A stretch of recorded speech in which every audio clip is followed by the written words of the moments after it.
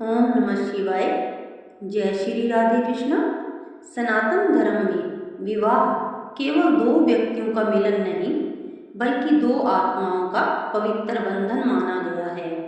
अक्सर लोगों के मन में यह प्रश्न उठता है कि क्या हर पत्नी केवल संयोग से मिलती है या उसके पीछे कोई दिव्य योजना होती है। क्या हमारे शास्त्र बताते हैं कि पति के जीवन में पत्नी बनकर कौन आती है। आज हम इसी गूढ़ रहस्य को समझने का प्रयास करेंगे। इस कथा को अंत तक अवश्य सुनिए, क्योंकि संभव है कि इसके बाद आपके जीवन, आपके विवाह और आपके रिश्तों को देखने का दृष्टिकोण ही बदल जाए। शास्त्र कहते हैं कि संसार में कोई भी संबंध बिना कारण नहीं बनता। हर रिश्ता हमारे पूर्व जन्मों के कर्मों, संस्कारों और ईश्वर की योजना से जुड़ा होता है। कहा गया है कि यथा कर्म तथा फल, अर्थात जैसा कर्म वैसा ही फल। इसी प्रकार पति और पत्नी का मिलन भी केवल वर्तमान जन्म की इच्छा नहीं बल्कि अनेक जन्मों के कर्मों का परिणाम माना जाता है। कई पुराणों और धर्म ग्रंथों में उल्लेख मिलता है कि कुछ आत्माएं बार बार एक दूसरे के जीवन में आती हैं, कभी माता पिता बनकर, कभी भाई बहन बनकर, कभी मित्र बनकर और कभी पति पत्नी बनकर। यही कारण है कि कुछ लोगों से पहली मुलाकात में ही अपनापन महसूस होता है, जबकि कुछ लोगों से वर्षों साथ रहने पर भी मन नहीं जुड़ पाता। पत्नी केवल जीवन संगिनी नहीं, भाग्य संगिनी भी होती है। हमारे ऋषि मुनियों ने पत्नी को केवल गृहिणी नहीं कहा, उन्होंने उसे सहधर्मचारिणी कहा है। इसका अर्थ है वह स्त्री जो हर धर्म, हर कर्तव्य और हर परिस्थिति में अपने पति के साथ चलती है। पत्नी केवल पति का घर नहीं संभालती बल्कि उसके भाग्य, उसके परिवार, उसके संस्कार और आने वाली पीढ़ियों के निर्माण में भी महत्वपूर्ण भूमिका निभाती है। कई बार आपने देखा होगा कि किसी व्यक्ति के विवाह के बाद उसका जीवन पूरी तरह बदल जाता है। उसके व्यापार में उन्नति होने लगती है, घर में सुख समृद्धि आने लगती है, परिवार में शांति बढ़ जाती है। वहीं कुछ लोगों के जीवन में विवाह के बाद कठिनाइयां भी आती हैं। इसका अर्थ यह नहीं कि पत्नी अशुभ है। शास्त्र कहते हैं कि कभी कभी ईश्वर हमें ऐसी आत्मा से मिलाते हैं जो हमारे कर्मों का संतुलन बनाने आती है। वह हमें धैर्य, त्याग, सेवा और प्रेम का पाठ पढ़ाती हैं। क्या पत्नी लक्ष्मी का स्वरूप होती है? सनातन धर्म में विवाहित स्त्री को गृह लक्ष्मी कहा गया है, लेकिन इसका अर्थ केवल धन संपत्ति नहीं है। जहाँ एक सद्गुणी, धर्मपरायण और प्रेममयी पत्नी रहती है, वहाँ घर में शांति, सम्मान, संस्कार और सुख का वास होता है। इसलिए बड़े बुजुर्ग कहते हैं, जिस घर में नारी का सम्मान होता है वहाँ देवताओं का निवास होता है। इसका अर्थ यह नहीं कि केवल पत्नी ही सब कुछ बदल सकती है। पति और पत्नी दोनों जब एक दूसरे का सम्मान करते हैं, विश्वास बनाए रखते हैं और धर्म के मार्ग पर चलते हैं, तभी परिवार सुखी बनता है। पत्नी बनकर कौन आती है? शास्त्रों के अनुसार पत्नी कई रूपों में हमारे जीवन में आ सकती है। कभी वह पिछले जन्म के अधूरे प्रेम को पूर्ण करने आती है, कभी वह हमारे अच्छे कर्मों का फल बनकर आती है, कभी वह हमारे कठिन कर्मों को संतुलित करने का माध्यम बनती है और कभी वह ईश्वर द्वारा भेजी गई ऐसी आत्मा होती है जो हमें आध्यात्मिक रूप से आगे बढ़ाने में सहायक बनती है। इसलिए किसी भी जीवन साथी को केवल भाग्य या दुर्भाग्य कहकर नहीं देखा जाना चाहिए। हर संबंध हमें कुछ सिखाने और हमारे जीवन को महत्वपूर्ण बनाने के लिए आता है। इसी सत्य को समझने के लिए अब हम एक अत्यंत प्रेरणादायक पौराणिक कथा सुनेंगे, जो बताती है कि किस प्रकार ईश्वर उचित समय पर दो आत्माओं का मिलन कराते हैं। प्रिय भक्तों, अब प्रश्न उठता है कि यदि पति पत्नी का मिलन पहले से निश्चित होता है तो यह निर्णय कौन करता है? सनातन धर्म कहता है ईश्वर न्याय करते हैं और कर्म उसके आधार पर बनते हैं। जिस प्रकार खेत में जैसा बीज बोया जाता है वैसी ही फसल उगती है, उसी प्रकार हमारे कर्म भविष्य के संबंधों का निर्माण करते हैं। एक समय की बात है, एक आश्रम में अनेक शिष्य अपने गुरु से धर्म और जीवन का ज्ञान प्राप्त कर रहे थे। एक दिन एक युवा शिष्य ने हाथ जोड़कर पूछा, गुरुदेव, क्या वास्तव में पत्नी पहले से निर्धारित होती है या मनुष्य समय अपना भाग्य बनाता है? गुरुदेव मुस्कुराए और बोले, वत्स, इसका उत्तर मैं तुम्हें एक कथा के माध्यम से दूंगा। उन्होंने कहा, बहुत समय पहले एक नगर में धर्मदास नाम का एक युवक रहता था। वह ईमानदार, दयालु और भगवान का भक्त था।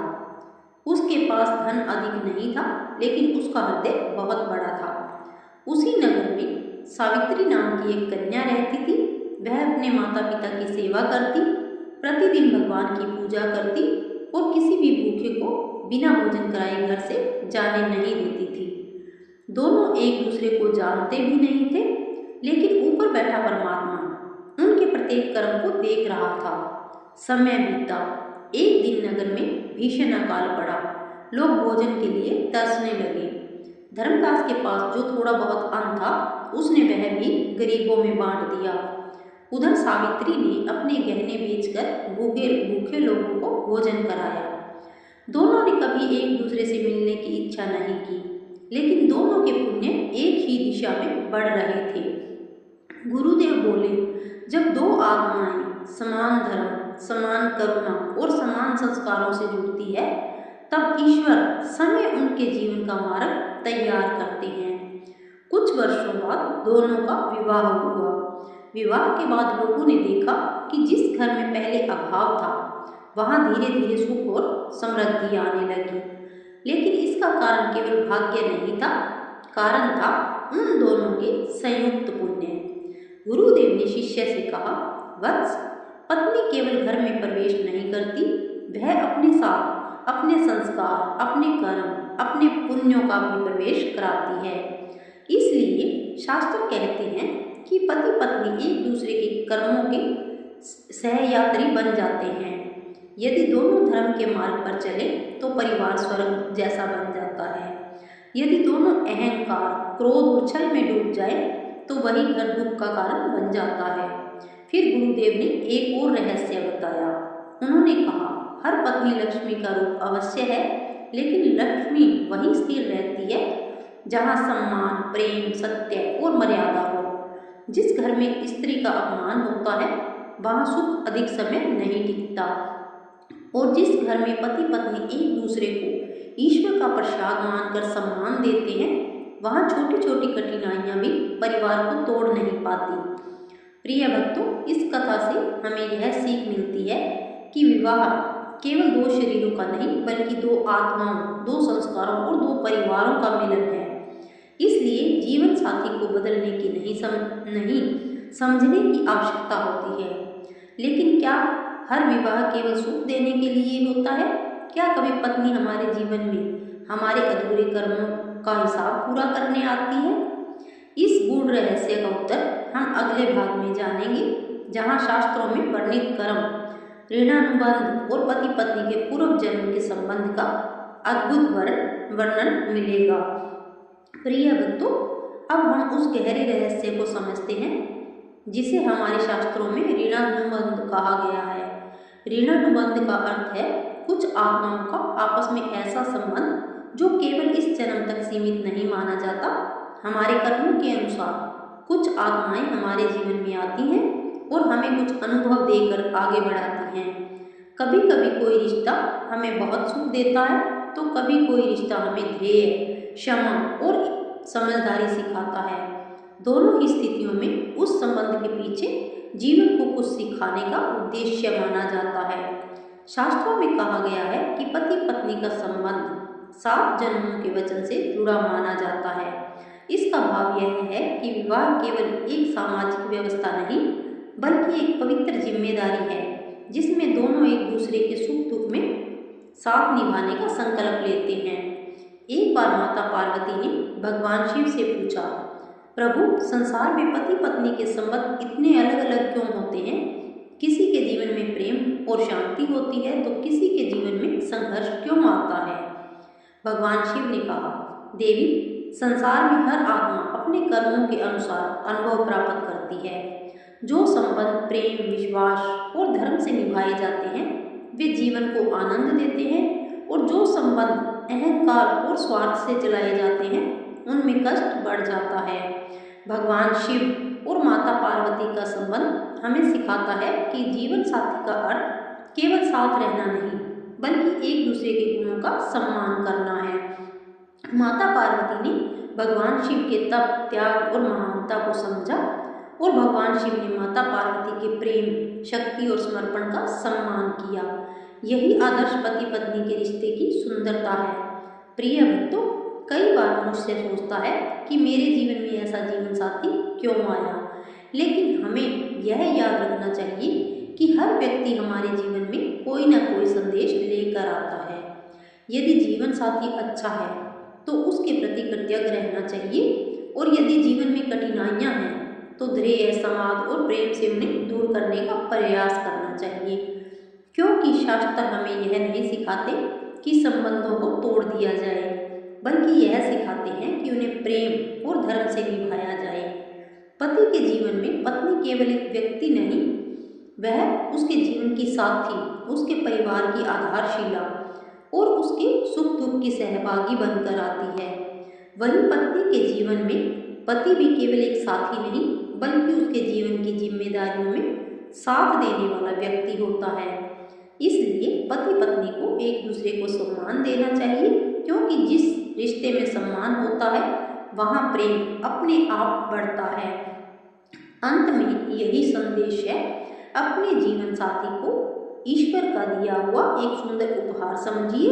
छोटी छोटी बातों पर क्रोध करने के बजाय प्रेम, विश्वास और क्षमा को स्थान दीजिए, क्योंकि संसार में हर रिश्ता किसी कारण से मिलता है और हर आत्मा हमारे जीवन में कुछ सिखाने आती है। भगवान से यही प्रार्थना है कि सभी परिवारों में प्रेम, सुख, शांति और सद्भाव बना रहे। ओम नमः शिवाय। जय श्री राधे कृष्ण। यदि आपको यह कथा अच्छी लगी हो तो इसे अपने परिवार और मित्रों तक अवश्य पहुंचाएं, ताकि सभी लोग पति पत्नी के इस पवित्र रिश्ते का महत्व जान सकें।